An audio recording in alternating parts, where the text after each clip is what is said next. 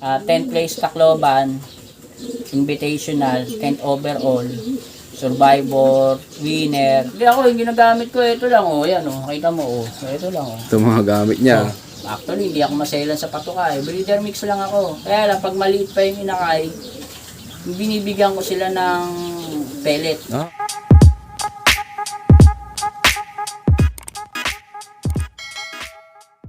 Magandang hapon mga kalapatigs. Ako nga pala si Jay De La Paz, ang pigeon fancier ng Binaonan Rizal. Yo, siyempre una sa lahat sir, maraming salamat po sa pag-unlock na makapag-loop visit sa'yo. Yan sir, pwedeng may pasyal mo kami sa loop mo. Pwede naman, tara. Yon, tara, let's go. Tayo. Dito muna tayo sir sa breederan mo. Oh, may nakasalang ako rito, meron din doon. Nakasalang na kayo sir pang North na 2025. Meron na mga naka-ready. Eto. May ilang pairing yan sir? Bali, siguro, ang pairing ko na ginawa, mga 8. Oh, madami sir ano.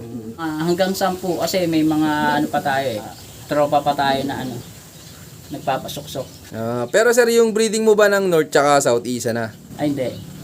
Bukod po. Magkaiba. Pero sir, ano po palang mga bloodline ng awak nyo dito sir? Actually, marami. From old line hanggang sa mga may bago ngayon. Pero usually, ang gamit ko ngayon na bloodline, yung bloodline ng tropa natin sa Pampanga, si Barkley. Yun ang madalas manalo sa inyo sir? Hindi, actually, ngayon ko palang gagamitin halos eh. Tsaka yung, yung iba, kay Barkley at tsaka yung sa kaibigan natin kay Edwin. Yun. Sir, pwedeng makita. Sir, meron ka ba dyan sir masasabi mo na golden pair mo na breeder? Sa golden pair, actually, sa totoo lang, maraming naano sa akin dyan sa pairing. Hindi kasi ako nag-uulit ng pairing ko. Kahit nag-produce ng champion sir? Oo, hindi. Bakit sir? Kasi mas gusto kong nakikita kung sino yung nagdadala ng magaling. Okay. Kasi, marami akong nakita na na etong pairing na to hindi na binabaklas. Pero meron din ako nakikita na hindi naman yearly nagpo-produce o nananalo yung pairing na yun. Tama nga. So kung ginagawa ko, halimbawa nag-produce sa akin yung ibon, next pairing ko ibagkaiba. Binabaklas ko yun, pairing ko rin ulit sa iba. So hindi naman tayo nakikita ko kung sino yung nagdadala talaga ng galing. Kaya kahit na yung ibon natin, magamit man ng iba, nanalo. Yung ganun yung style ko ng pairing. Medyo, kasi tawag dito, nadala ko yung natutunan ko sa airpat ko na sa breeding ng manok eh. Okay. Na-convert mo sir sa pagkakalapati. Kasi hindi mo sasabing magaling pagka yun at yun ang pairing mo. Sabagay. Baka sir, pag pinara sa iba, mas maging maganda yung achievements ng ibon ni sir ano? Exactly. Yun yung hinahanap ko, yung mas maganda yung, baka mas magaling. Yung ilabas niyang, di ba, mas magaling yung ilabas niya kaysa dun sa una. Pero kasama siyempre dyan yung failure. Merong pwedeng hindi, pwedeng okay. Ganun ako mag-pairing. Maraming salamat po sir. Ito, may papakitang ibon si Sir Jay De La Paz. Actually, eto, pipisa lang. Ito, yung winner ko ng Tacloban. Ito si Tintin.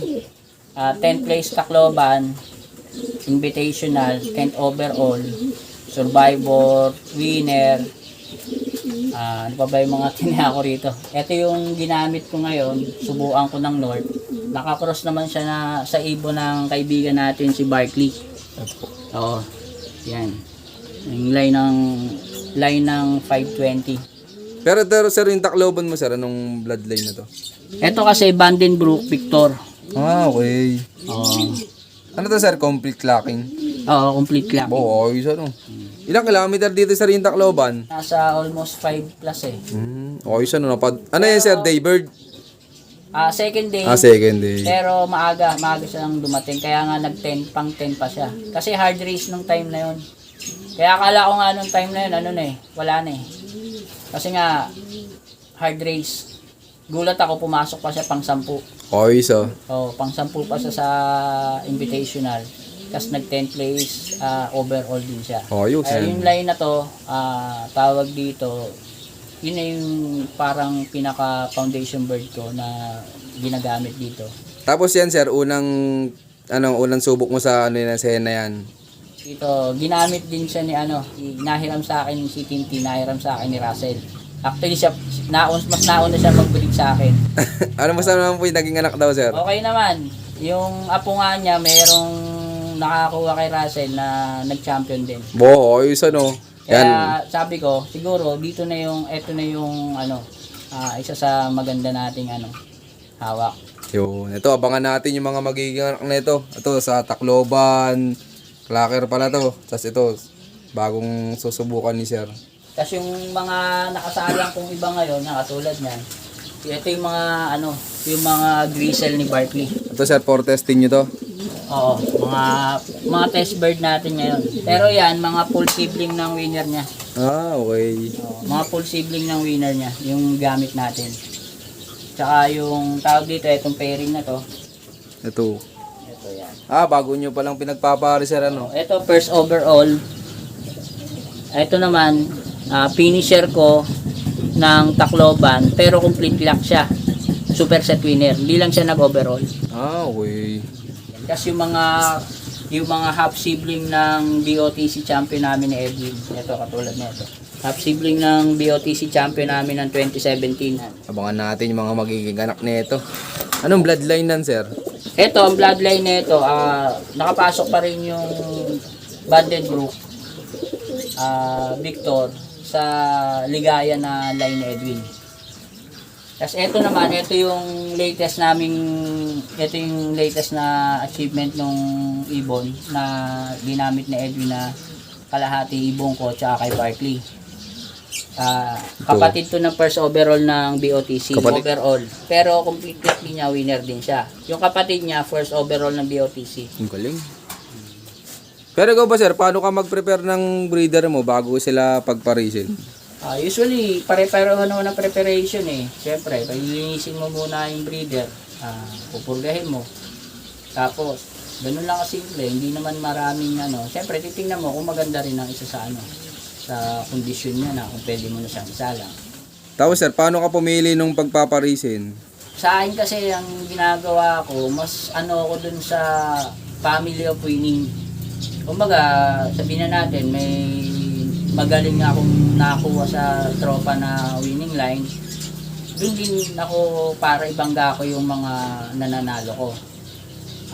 Kumbaga, tinitingnan ko lang din kung pwede sila.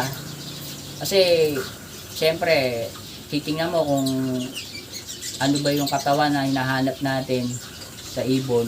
Hindi kasi ako nagpe-pairing ng maliit sa maliit at saka malaki sa malaki. Yun yung parang basic di ba? Oo. Hindi ka pwedeng mag-pairing ng malaki sa malaki, maliit sa maliit. Kumbaga, titingnan mo kung pwedeng pagbanggain. Katulad nito, etong natin, etong pinipairing ko rito. Malaki kasi itong bilugan doon. Malaki tong barako na to compared dun sa babae talaga na medyo maliit. Kaya sila pinipair ko. At the same time, nandun na rin yung sabihin na natin, winning line ng natin na qualified para i-breed. Advice ko lang din sa mga newbie, siyempre, kung gagawa kayo ng panlaban nyo, doon na kayo magbase sa winning percentage nung ginagamit nyo. Kasi wala naman tayo ibang asa. Wala namang nag-breed na alam mo mananalo eh. Ang kailangan mo lang, meron kang pangahawakan na yung linyada na ginagamit mo maayos. Wala namang pangit na ibon. Yung mga ibon nga nung iba minsan magtataka mga nanalo na lang. Hindi mo naman kursonada pero nandun yung nananalo sila, di ba? Maraming salamat po sir. Ayan. Sir, during breeding, ano yung madalas mong binibigay sa ibon mo? Actually, hindi ako maselan sa patukay. Breeder mix lang ako. Kaya lang, pag maliit pa yung inakay, binibigyan ko sila ng pellet. Okay. Anong pellet sir? Ako, gamit ko lang yung pangmanok eh. Integra. Hindi, stag, stag developer. Yun lang.